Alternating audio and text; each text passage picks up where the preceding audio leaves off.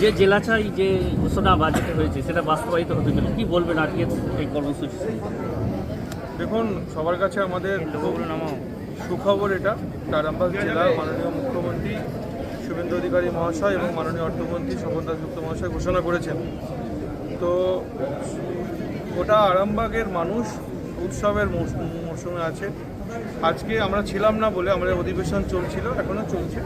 তো আমরা আজকে 3 জন এমএলএ এখানে এসেছি। খানাকুলের এমএলএ সুশান্ত ঘোষ, আরামবাগের হেমন্ত বাগ, গোঘাটের এমএলএ একটা কারণে আসতে পারেনি। তো আমাদেরকে আজকে এখানে ডাকা হয়েছে বিশেষ করে আরামবাগ জেলা চাই উন্নয়ন পরিষদ, জেলা উন্নয়ন পরিষদ, যারা এই জেলার ব্যাপারে উদ্যোগ নিয়েছিল, এই কমিটি, তাদের পক্ষ থেকে একটা সম্বর্ধনা কার্যক্রম ছিল। আমরা এসেছি এখানে।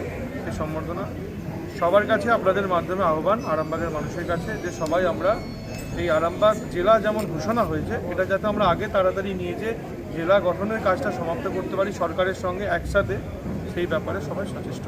জেলা গঠনে অনেক ইনফ্রাস্ট্রাকচার দরকার প্রশাসনিক লেভেলে, সেটা নিয়ে সব হবে, কতটা খুব তাড়াতাড়ি হবে, খুব তাড়াতাড়ি সব হবে।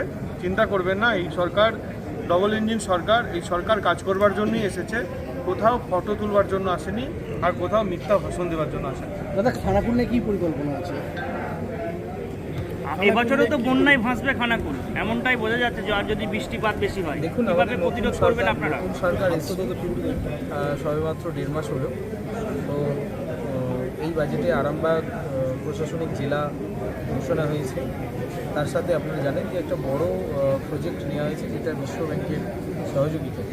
এটা খানাকুলের একদম নিচের অংশ যেটা মারখানা আর জগৎপুর, পুরো অংশটা খোলা অংশ আছে নদী তীরবর্তী। এই এলাকা দিয়ে জল ঢুকে যায়।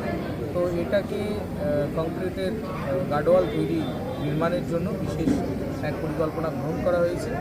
সেই পরিকল্পনা বাস্তবায়িত হলে নিশ্চিতভাবে ছোটোখাটো বন্যাগুলোর হাত থেকে খানাকুল রক্ষা পাবে।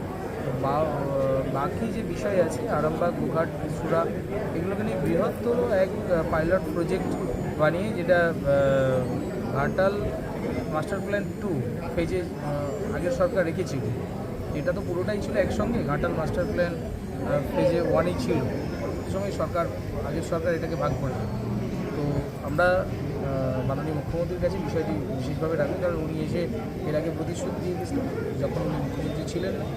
সরকারে এলে আমরা নিশ্চিতভাবে বন্যা নিয়ন্ত্রণ করার জন্য বিশেষ বড় পদক্ষেপ গ্রহণ করব। শেষ পর্যন্ত যেটা যে সেচ দপ্তর তো শ্রমিক গতিতে চলে, এই গতিটাকে বাড়ানোর ক্ষেত্রে দেখুন, এই বিষয়টা নিয়ে বারবার মুখ্যমন্ত্রীর সাথে কথা হচ্ছে। নতুন মন্ত্রিপরিষদ গঠন হয়েছে, কিন্তু কাজটা ঢিলে হচ্ছে, তো সময় লাগছে। নিশ্চিতভাবে আমরা আশাবাদী আছি খুব দ্রুত এই সমস্যার সমাধান। আরামবাগে যেসব জায়গায় বাঁধ ভেঙেছিল সেখানে এখন দেখা যাচ্ছে যে একটু নামা সেখানে দেখা যাচ্ছে বাঁধ মেরামতি হলেও শেয়ালে গর্ত করে দিয়েছে। সামনে বর্ষাকাল, কিভাবে প্রতিরোধ করা যাবে এই বন্যা? কারণ আপনারা দেখেছেন এবং আপনাদের চ্যানেলের মাধ্যমে খবরও করেছেন গত কয়েকদিন আগে। আমি এবং বিমানদা ইরিগেশন ডিপার্টমেন্টে গেছিলাম, এবং তার আগে আমি নিজে ব্যক্তিগতভাবে আরামবাগের বিধায়ক হিসাবে ইরিগেশন ডিপার্টমেন্টে গিয়েছি। যে গত বছরের বন্যার সময় যে জায়গাগুলো বেশি ক্ষতিগ্রস্ত হয়েছে, সেই জায়গাগুলো এখন কী পজিশনে আছে, এবং এবারে যদি বন্যা আসে তাহলে বন্যা আসার ফলে সেগুলো আবার ক্ষতিগ্রস্ত যাতে না হয়, তার জন্য আমরা সেগুলোকে যথাযোগ্যভাবে রিপেয়ারিং করার জন্য ইরিগেশন ডিপার্টমেন্টে জানানো হয়েছে, এবং আমরা আমাদের লিখিতভাবেও শুভেন্দুদার কাছে এবং ইরিগেশন মিনিস্টারের কাছে আমরা জানিয়েছি। আমরা 100% বন্যা প্রতিরোধ করতে পারবো, কিন্তু কিছুটাও যদি আমরা করতে পারি তার জন্য আমরা আপ্রাণ চেষ্টা করছি। আমি আপনাদেরকে একটা কথা বলি, 1.5 মাসের একটা সরকার, এই সরকারকে বোঝার অন্তত 1 বছর টাইম দিন। আশা করছি মানুষের সমস্যার সমাধান করার চেষ্টা করব। আজকে জেলা চাই দিয়ে একটু কিছু বলুন, যে জেলা চাই আরামবাগের বিধায়ক আপনি। অত্যন্ত গর্বের বিষয় আজকে আমাদের কাছে। আরামবাগকে আমাদের দীর্ঘদিনের দাবি ছিল। ভারতবর্ষ স্বাধীন হওয়ার পর পশ্চিমবঙ্গ রাজ্য তৈরি হওয়ার পর দীর্ঘদিনের দাবি ছিল যে আরামবাগকে আমরা জেলা চাই।